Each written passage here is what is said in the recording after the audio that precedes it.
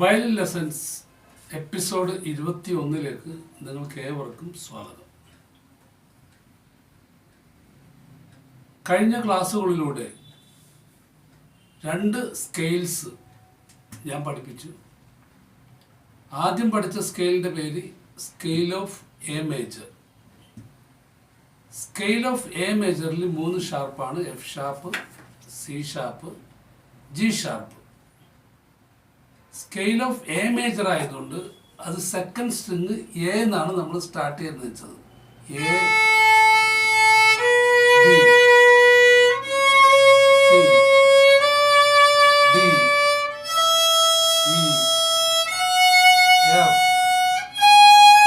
G, A.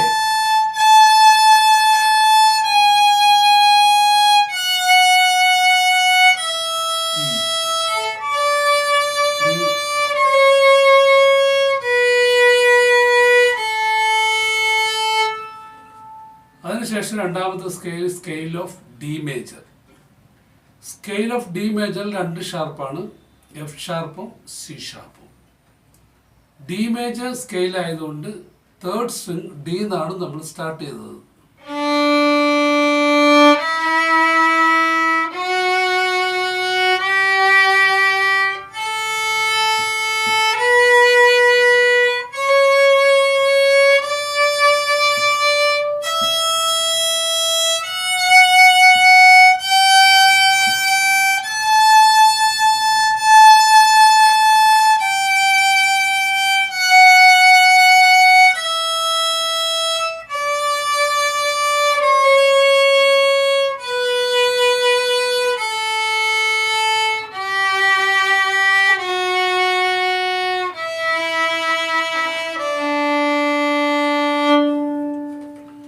ഇനി നമ്മൾ പഠിക്കാൻ പോകുന്നത് സ്കെയിൽ ഓഫ് ജി മേജറാണ്. ആ സ്കെയിൽ സ്റ്റാർട്ട് ചെയ്യുന്നത് 4th സ്ട്രിങ് ജിയിൽ നിന്നാണ്. സ്കെയിൽ ഓഫ് ജി മേജറിൽ 1 ഷാർപ്പ് ഉണ്ടാവുള്ളൂ. അത് എഫ് ഷാർപ്പായിരിക്കും. മിനിം നോട്ട് വെച്ചിട്ട് ഓരോ നോട്ടുകളും വായിച്ച് ക്രമീകരിക്കുക.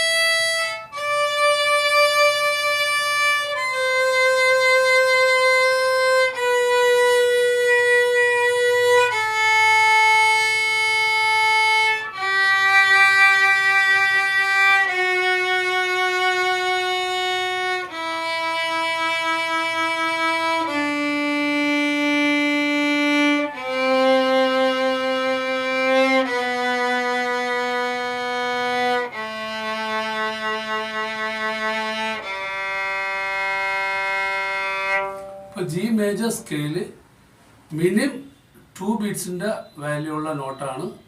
അത് വെച്ചാണ് ഞാൻ ഈ സ്കെയിൽ കംപ്ലീറ്റ് ആക്കിയിരിക്കുന്നത്. ഇതേ രീതിയിൽ ഒരു 5-8 പ്രാവശ്യം തുടർച്ചയായിട്ട് വായിച്ച് സ്കെയിൽ കൺഫേം ചെയ്തതിന് ശേഷം അടുത്ത ലെസണിലേക്ക് കയറണം. അടുത്ത ലെസൺ ക്രോച്ചറ്റ് നോട്ടുകളാണ്. ഇതേ സ്കെയിൽ തന്നെ ക്രോച്ചറ്റ് നോട്ടുകൾ വെച്ചിട്ടുള്ള ഒരു സ്കെയിലാണ്. അത് ഞാനൊന്ന് ജസ്റ്റ് ഒന്ന് പ്ലേ ചെയ്യാം.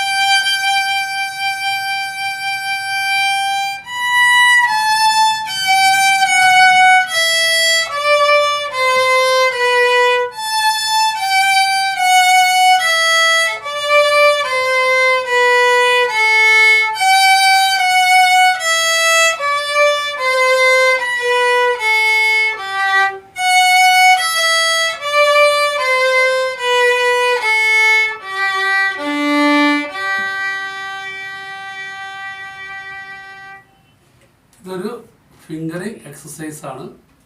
ജി മേജർ സ്കെയിലാണ്. ഇത് വായിച്ച് സ്കെയിലൊന്ന് കൺഫേം ചെയ്യണം. അപ്പോൾ ഞാൻ നേരത്തെ പറഞ്ഞ പോലെ ഒരു ഷാർപ്പ് സ്കെയിലാണ്.